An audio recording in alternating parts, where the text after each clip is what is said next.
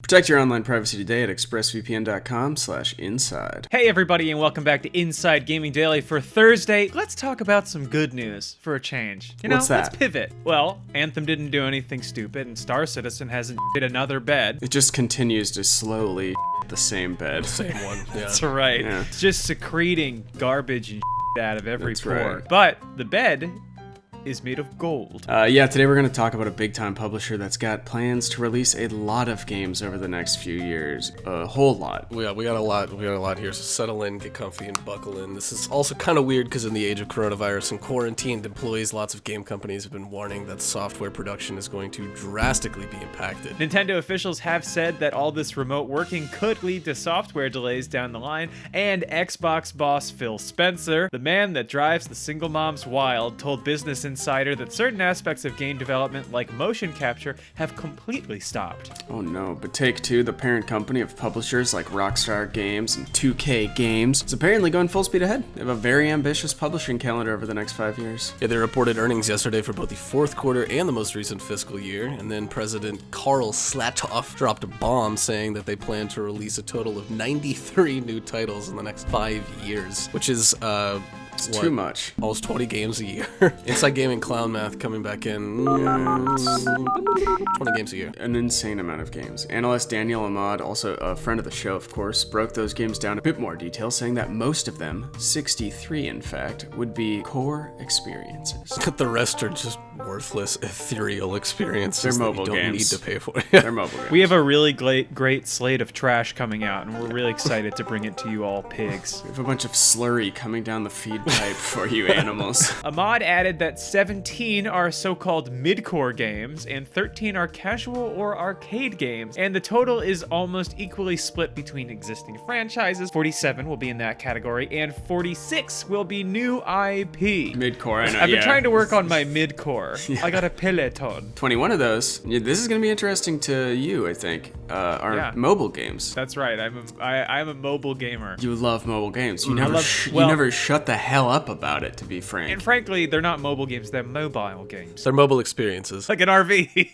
Yes, like an RV. It's not like they're releasing 93 new AAA console and PC games, but that's still a really ambitious lineup. Take-Two called it the strongest pipeline in history. Speaking of my girlfriend being here, Zach has the second strongest pipeline in history. That's disgusting. I don't know. I That's thought okay. we could do something with like Dakota Access and No, maybe no, put some no, a commentary no, spin on it. But you guys we're talking just about went right Zach's to stroke. But anyway, I'm thinking across it's the who hog. they think they are. THQ Nordic? No, it's just me. I'm just trying out a new Inside thing. Gaming, we have your children. Can you hear my mustache doing ASMR on the mic? I ate a golden nugget mandarin orange this morning. Anyways, after all that wiener talk, who do they think they are? THQ Nordic? Boom, got them. Yeah, well, like THQ Nordic, Take-Two owns a number of subsidiary developers and publishers like Rockstar and 2K, notably. It also owns the indie-focused label Private Division, as well as the mobile developer Social Point. A very apt name for a social mobile developer. Friends hanging out, and that's my social point. It's important to note, though, that most of these games probably won't be coming out in the next year, which is probably due to the ongoing pandemic and subsequent lockdowns. Right, like we said, companies like Nintendo and Microsoft are already making public statements that the ongoing lockdowns will impact game development, and while we're still seeing a steady stream of new games, I don't know how that keeps happening. They keep getting them out. It's looking like next year is when things will really slow to a crawl as we see the full effect of the pandemic take its toll in the gaming industry. I mean, the stuff that's come out now has been in the works for like 5 years already. And then leaked and forced to come out. Again, we must reiterate as a channel, as a news organization, when that happens, you will officially have nothing to play. There's absolutely nothing from the past that you never got to that you can finally have a chance to play. Because if you're watching this channel, you've played every game. Right. That's what's expected if you're an Inside Gaming viewer, right? Speaking of playing old games, you want to hear my really non-controversial opinion? My cold take? Link's Awakening, the original for Game Boy. Good. Let's all do that more often. Let's all give some nice cold takes more often. Yeah. I got a cold cut for you. Lebanon salami. or baloney? Yeah, so Take-Two also alluded to that slowdown as well. The company said that their upcoming fiscal year, which ends in March 2021, will be light in terms of new games. So this big influx of new games will start in the next fiscal year, which will kick off after March of next year. And Take-Two officials specifically cited the pandemic as a cause for delaying the rocket-building sim Kerbal Space Program 2. They said that the game's release is being moved into the fall of next year to give the team more time to finish that game. Maybe I should play the first one. That's a great trailer for the second one. So do we have any idea what these games will be? Well, we already mentioned Kerbal Space Program 2. Another obvious candidate would be GTA 6, obviously from Rockstar. I've done a bit of reporting on this, and there have been a lot of leaks around the setting of the game. Yeah, it's been leaked in the past that the game is codenamed Project Americas, and it'll take place in both Vice City and a new city that's based on Rio de Janeiro. That's in Brazil. Sao Paulo, baby. Sao Paulo, Take-Two. As a giant fan of ballet funk music and just course, favela yeah. booty beats, Fast 5. Baraka Sam Sistema for life. That said, I think that's a big old crock of doo-doo, because the creators of Rockstar very explicitly said that Grand Theft Auto wouldn't be Grand Theft Auto if set outside of America, like the US and A. I don't think that's true, but it's like the thing with the Parasite director where he's like, I thought I was making a movie just for Koreans, like a very specifically Korean movie, and then the world loved it and understood it. I think it's a similar thing where it's like, yes, those are definitely a very American franchise that is like rooted in satirizing capitalism and all that stuff, but I think that extends way beyond America. At this point. Yeah, That's a really good take on it. Also, especially with the coke trade. Well, then we don't need to be going to Rio. We need to be going to Vice City and Medellin. As for the time period, it could be set during the 70s and 80s, and you're an up-and-coming drug smuggler running cocaine from South America to Vice City. To be fair, that's all rumor territory at this point. It could be set in Bemidji. That sounds pretty good.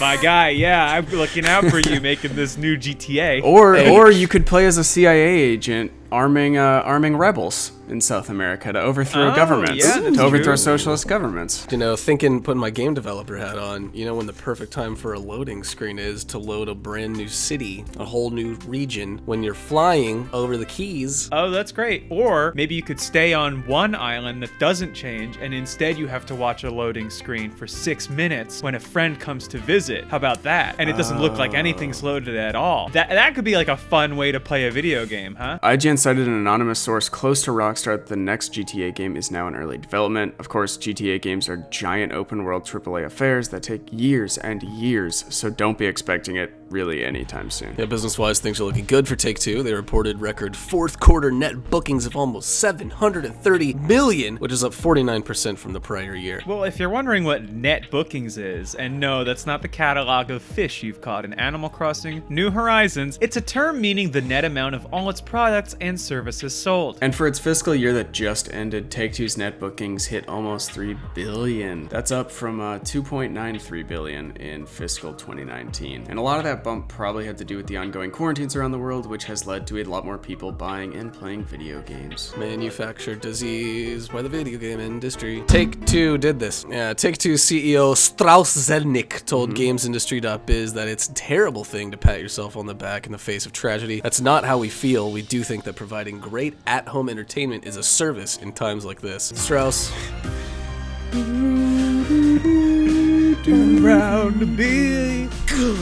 He added, was there a push to more at-home entertainment during this time? Absolutely, yes. Did that affect our results positively?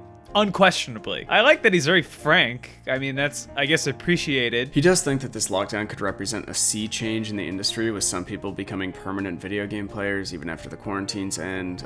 It also makes sense that Take-Two is stepping on the gas right now when it comes to making more video games. Yeah, they're a business, and despite all the altruistic rhetoric about, you know, making great at-home entertainment for people stuck at home, Take-Two isn't stupid. This is a once-in-a-lifetime chance to take advantage of a temporarily captive audience. And of course, game development takes time, but they're probably banking on the fact that some of these quarantined people won't be going back to traditional offices anytime soon.